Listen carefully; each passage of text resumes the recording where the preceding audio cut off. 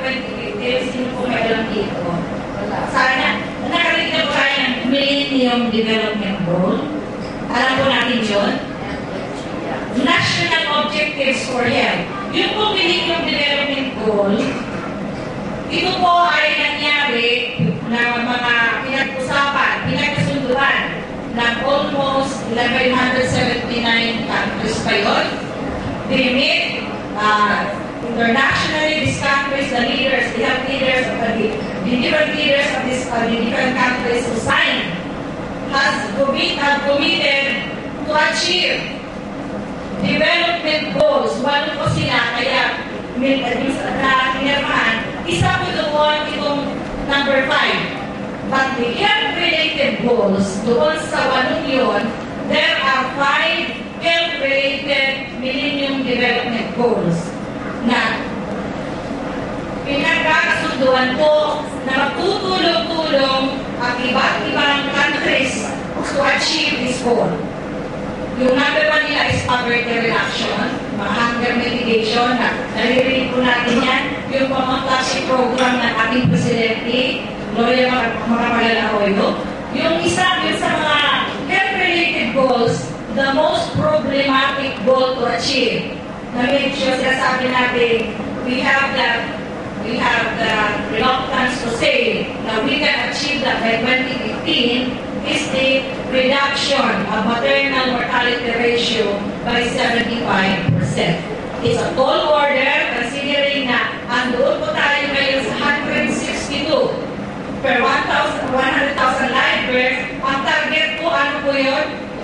52 by 2015. Ilang taon na po yun? From 2009 hanggang 2015, 6 years na lang siya, di ba? Kaya ba natin yun? Kasi kung titignan mo maya yung aking graph, para siya magdadai mula sa taas, pagano'n talaga siya. Kaya ang ginawang goal is rapidly reduced. So these are the objectives of the new policy of the Department of Health. Develop, adapt, promote, implement, evaluate an integrated mention strategy. Sa integrated na word na yun, doon po papasok yung lahat ng sektor ng society. Kasi hindi po kaya tugunan ang problema ito ng Department of Health lang. Kailangan po namin yung tulong ng iba't ibang sektor ng komunidad, hindi lang health sector. This will include also the public and the private sector, the NGOs, development partners, the academic, professional groups, and everybody. As private sector midwives, isa po kayo sa mga strategic partners of the Department of Health to achieve this goal on maternal and neonatal mortality rate reductions. So before objective, ito po ang mga targets. Ito ang sinasabi natin mga indicators. Paano po natin masasabi na narating natin yung goal? Ito po ang magiging parang gabayan saan tayo papunta, ano bang mga dapat natin ma-achieve. So the program targets by 2010, this is the short-term target. Ito ang sinasabing target ng National Objectives for Health sa Department National. Increase CPR from 35.9 to 60%. Magkori, ako'y nababahala. I know it is a very tall order. Alam niyo ba kung bakit ko sinabi yun?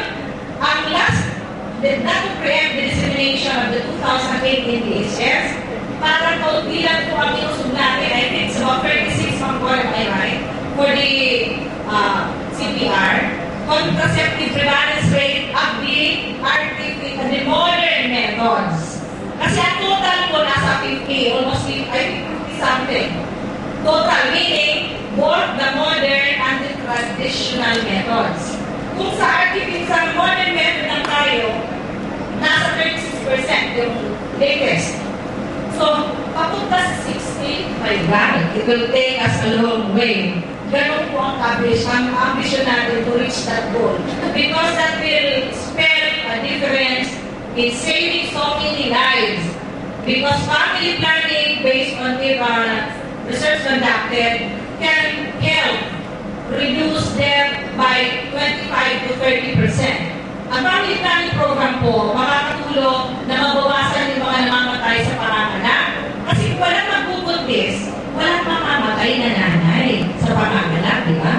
So eventually, the program of family planning is effective. Magkakaroon talaga ng marked reduction in maternal mortality ratio.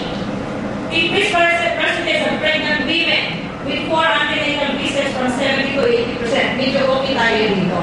Ang problema na lang dito yung kalidad. Kalidad na sinasabi natin prenatal visits. Baka yung mga sinasabi natin, ano ang package of services na dapat makuha ng prenatal check-up.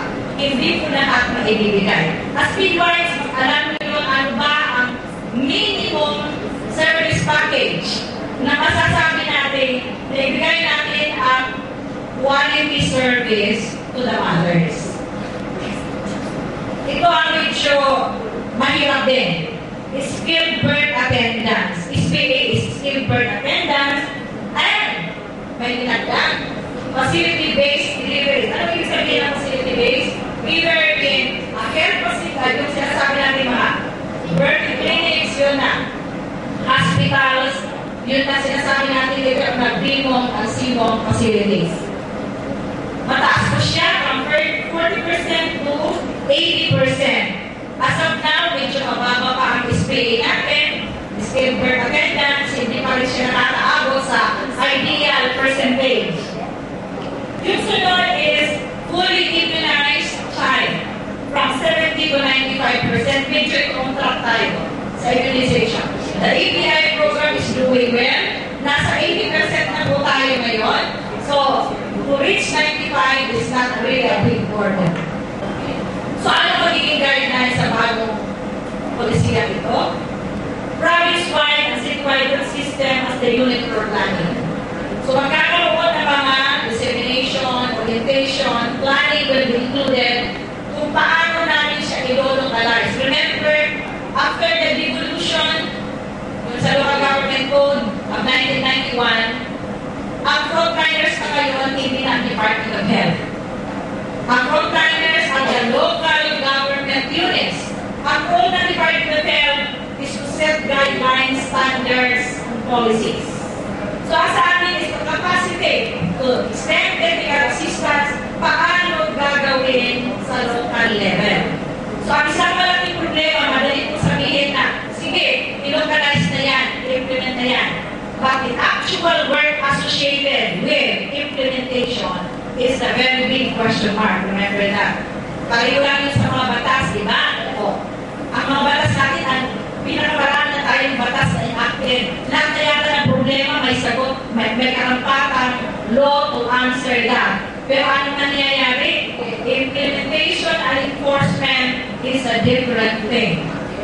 So, engaging local stakeholders, strengthen public and private partnership. Doon pa papasok yung private partnership natin, private midwives, partnering with government sector. Mobilize service delivery network for the continuum of services. Ano ibig sabihin ito? Hindi lang natin aalagaan ang ating mga kliyente, mga pasyente, na parang paano siya chap-chap-chap. Dapat may continuum of services.